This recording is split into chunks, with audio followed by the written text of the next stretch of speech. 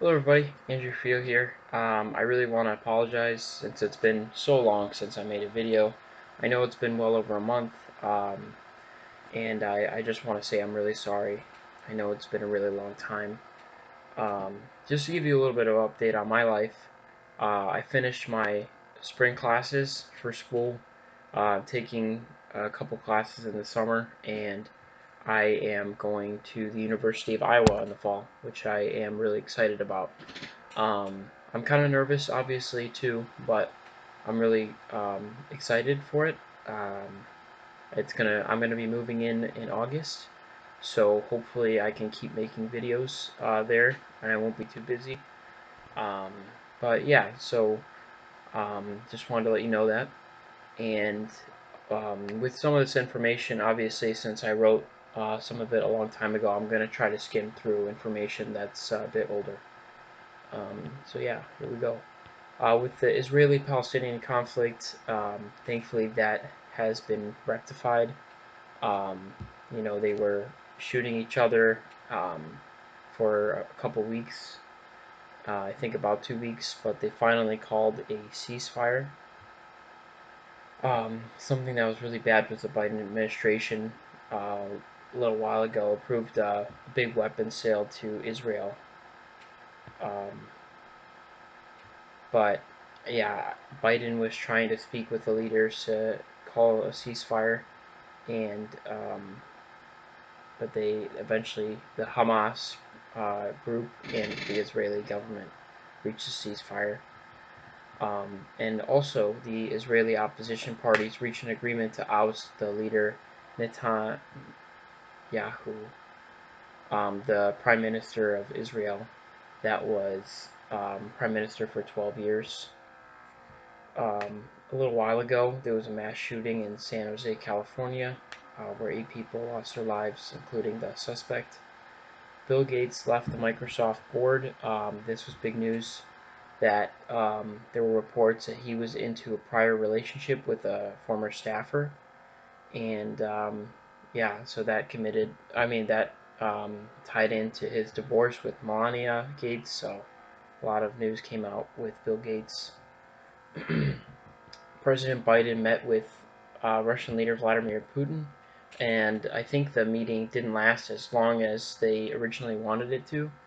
Um, but I think it's a good thing because Trump just, allowed Putin to walk all over him, and I think Putin um, not only helped Trump get elected, but I think Trump owed Putin in some way that we may never find out about. But um, you know, all in all, Trump did not push back on Putin at all.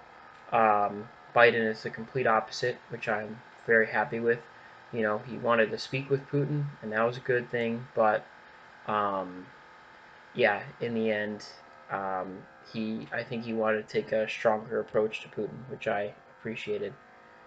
He also met with Queen Elizabeth, um, and he called on the intelligence community to intensify an investigation on COVID-19's origins. The U.S. Planned to ship 20 million additional COVID-19 vaccines across the globe, which is a really good sign that America is in a really good position right now where we can deliver a lot of the vaccine doses that we have around the world to hopefully have the world get rid of and cure COVID-19, not only just in America. So yeah, the CDC guidelines you probably already saw, but they came out with big guidelines saying to people who are already vaccinated, you don't need to wear masks indoors except in like really crowded settings. So that kind of came out of nowhere, but I think that thinking back on it, because it was a little while ago, that I think is the reason why things are kind of normal today, more or less, because a lot of public chains like Costco said that indoors you don't need to wear masks anymore after the CDC guidance came out. Um, California lifted its mask mandate June 15th. Illinois lifted because it became in phase 5, so it definitely was a domino effect where a lot of progress was made. And I don't know about you guys, but, well, let me see. Hold on. I got my second dose. I got one in April and then I got one in May. But they say you have to wait 2 weeks after you're vaccinated for you to be fully vaccinated, where it's fully in your system and everything. And for me, that was Memorial Day. So I've been fully vaccinated for about a month now, and I'm really happy that I took the vaccine because I feel a lot more secure. I had the Moderna vaccine, and I just feel like, I don't really have to worry about COVID anymore. I mean, the vaccine is super effective. It's not 100%, but it's really close to 100%.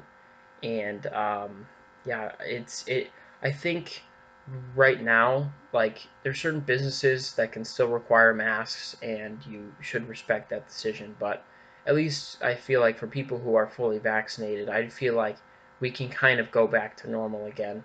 I know people are going to delay and be cautious, and that's good, and be nervous since this pandemic kind of turned things upside down. But it is really good. I went to a Cubs game with my dad fairly recently, like 2, maybe 3 weeks ago, and the Cubs, let me think, yeah, the Cubs allowed 100% capacity recently.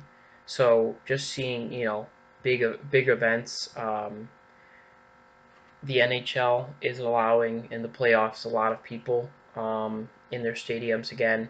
Just seeing these bigger events, where not everyone has to wear a mask, and it just feels really like before COVID again, which is really amazing.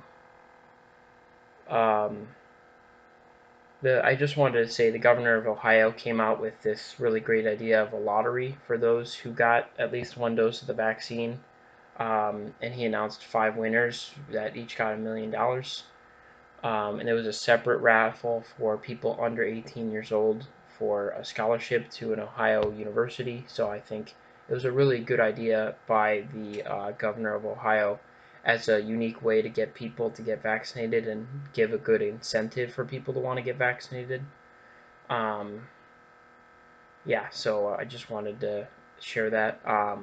The New York City had a mayoral primary, trying to figure out who the next mayor is. I don't think Bill de Blasio is even running anymore, so it's completely wide open. One person that conceded was Andrew Yang. He only got like 12% of the vote. Eric Adams won the primary. I think he got like 32% around. That was the last number I saw, but um, yeah, it was really impressive. Um, but it's a primary, doesn't mean that he won. And it still seems kind of wide open because there's a few candidates that got a good amount of the vote. Um, the House passed legislation to establish an independent commission to investigate the January 6th insurrection after um, the commission that they were trying to put forth was rejected by the Republicans. They're putting together a special committee that's going to oversee this investigation. And 35 House Republicans aligned with the Democrats on that, which was really great. Bipartisanship in any way is good these days. So, yeah, they blocked legislation for the riot commission, but like I said, the House and Pelosi is establishing the special commission, which is going to look at it. Um, so I'm glad they were still able to get it done, even though the first commission was blocked. Um, let's see. The House passed a bill to step up investigations of hate crimes. This was a little while ago, but it's still really important. Hate crimes against Asian Americans. The vote was 364 to 62. All no's, of course, came from Republicans. A little while ago, hundreds of Dr. Fauci's emails were released last month. The Senate passed a bill 94 to 1, legislation that works to assign officials in the Justice Department to expedite reports of hate crimes related to COVID-19 and expand the role of local and state law enforcement around surrounding hate crimes. Let's see. Crime against Asian Americans over the past year rose 145%. Um, and that bill passed, which is a good step as well. A crazy poll found that 3 out of 10 Republicans think Trump will be reinstated as president. So these are like the core Trumpies, I'm guessing, that are really stupid. Because the only way a president would be reinstated is if, like, mentally or physically sustained a lot of damage where the vice president had to take over, where he'd be, like, reinstated, if he could once again serve as president. Joe Biden won fair and square. There were cameras. This was a very, very secure election. But, the Republicans were trying to say the election was rigged and all this bullshit. But I feel like this is even worse. Because before they were saying the election was stolen, right? And then months passed by and they stopped saying that. Well, they still are saying that, but no one cares. But now they're saying that Joe Biden was president for all these months, and then I think they're trying to say in August, after 8 months of Joe Biden being president, President Trump's just going to be put back in there for some reason. Makes absolutely zero sense. Another big story that I meant to cover, and I apologize, was because it's so outlandish, but it's been reported in by many different articles and investigated. The Department of Justice during the Trump administration illegally obtained phone records of Democratic members of Congress. It's really wild. So I think Congress wants to do an investigation into that, which they should. I think the members were Adam Schiff and Eric Swalwell were the two members. Or they say there was a possibility there might be more members, but those were the two that were confirmed. The Navy was not allowing Cameron Kinley to play in the NFL, which I think was kind of weird. Like, he was supposed to serve in the Navy, but he could play in the NFL, and they were blocking that when, usually they let him pass, which I didn't think was right at all. More breaking news was that Rudy Giuliani was suspended from his law license was suspended in New York. The Supreme Court sided with a high school cheerleader in a free speech dispute. The cheerleader, I guess, didn't make the cheerleading team and took a picture on social media flipping off and saying a bunch of F-bombs, and the Supreme Court cited that that's a part of free speech, where that should not be restricted, especially since it was social media and not on school grounds, which I understand, but that girl was trash anyway for, posting middle fingers and a bunch of F-bombs. But I get that it's good that the Supreme Court upheld the First Amendment, freedom of speech. Representative Louis Gohmert asked if the Forest Service or Black Lives Matter could alter the orbit of the moon or Earth to fight climate change. And I just wanted to bring that up to first let you know that someone of Congress actually said that, and to say that there are certain members like him and the QAnon idiots that really should not be able to serve in Congress. Like, they should have some mental evaluations of people, With infrastructure, there was a landmark deal that was reached. Bipartisan senators, 5 Republicans and 5 Democrats, and President Biden agreed on a $1.2 trillion infrastructure deal. Now, there was an initial deal that the senators reached, and then there was a more recent deal between those senators and Biden. And Congress is about to go into break, I think, but they both swore that they were going to uphold their end of the bargain, and so hopefully after Congress comes back, they can pass this legislation, which would be absolutely, that would be definitely a changing moment for our history. This infrastructure package would be absolutely huge, and would hopefully, I think, would be helping us toward climate change, but it'd be great in so many different ways. So I'm hoping that after Congress, the senators could stick to their word and finally get this big legislation passed. Democratic challenger Representative Val Demings officially launched her bid a couple weeks ago against Florida Senator Marco Rubio, which is a big deal. Vice President Kamala Harris went to Guatemala on her first official overseas visit, and now I saw she's going to visit the southern border. The U.S. they were expecting to announce plans to deal with human trafficking, smuggling, and corruption in the talks with Guatemala. A big thing that happened was the G7 meeting on June 11th. It took place in England. They talked about COVID-19, climate change. The G7 group was the UK, the US, Canada, Germany, France, Japan, Italy, and since the UK was the host, they invited Australia, India, South Korea, and South Africa as guests. And Biden met with UK Prime Minister Boris Johnson and, of course, spoke with the leaders of the G7 along with the guest countries who came also.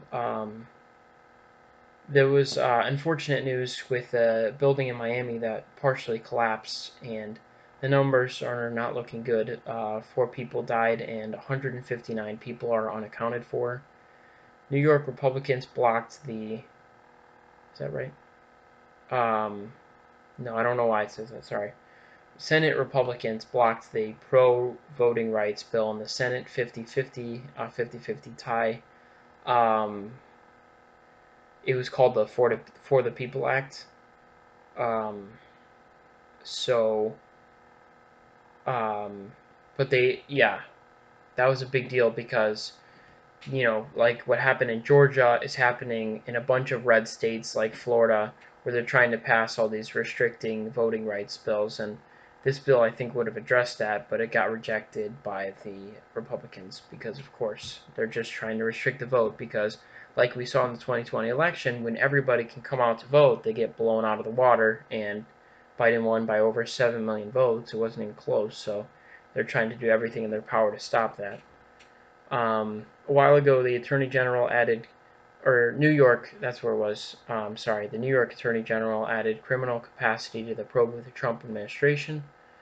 Organization, his personal business organization. Derek Chauvin, the officer who brutally murdered George Floyd, is set to be sentenced today. Actually, is happening right now. The Biden administration reversed policies put in place by Trump that weakened the Endangered Species Act, which was amazing. Today, the Department of Justice said they are suing Georgia over the restricting voting law, which is great because hopefully they can overturn it in Georgia, and then they can overturn it in the other states as well. And finally, for Attorney General Merrick Garland, because I don't think he was very useful before today.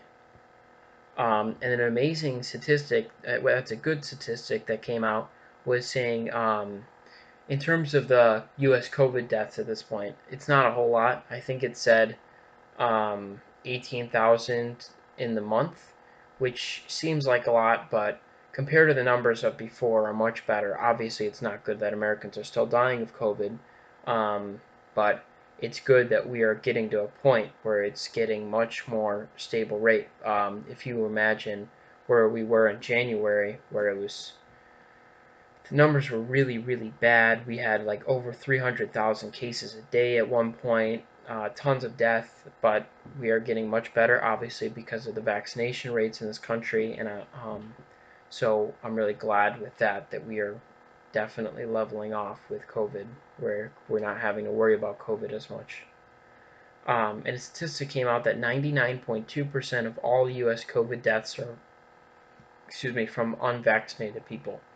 So, like, the amount of people that are dying who are vaccinated is extremely small and close to none, less than 1% of all the U.S. COVID deaths. And you know what? The people who still do not want to get vaccinated, with the Johnson & Johnson, there was blood clots, and that was like, I think 8 people out of 7 million people who got vaccinated. And so I don't think it's enough of a concern even for that vaccine, but the Pfizer and Moderna, both of them, work extremely well. There's no problems reported from both of these vaccines. The scientific community is all in on these vaccines. They tested these vaccines. Millions of people have already had these vaccines. So to the people who are not going to get vaccinated, I'd say there's a slim amount of those people that I can understand, people that have conditions where they might be worried about how the vaccine would affect them, like, if they have physical health concerns. I understand that because that might be different. But to people who are healthy, who are rejecting getting the vaccine, I can't feel sorry for these people because, you know, it's our duty to get this vaccine to get to herd immunity, or not herd immunity, but get enough vaccinated where it would work like herd immunity, where enough of the country would get vaccinated where COVID couldn't spread. Um, that's the point where we need to get as a country for things to be completely normal. So those people who are not getting vaccinated are doing the exact opposite.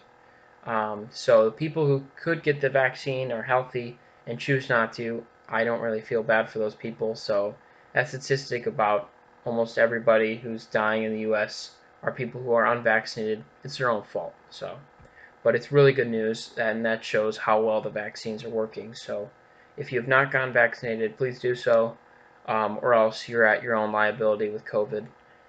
And yeah, I hope you guys liked this video. If you do, please like and subscribe, and I will see you all later. Peace out.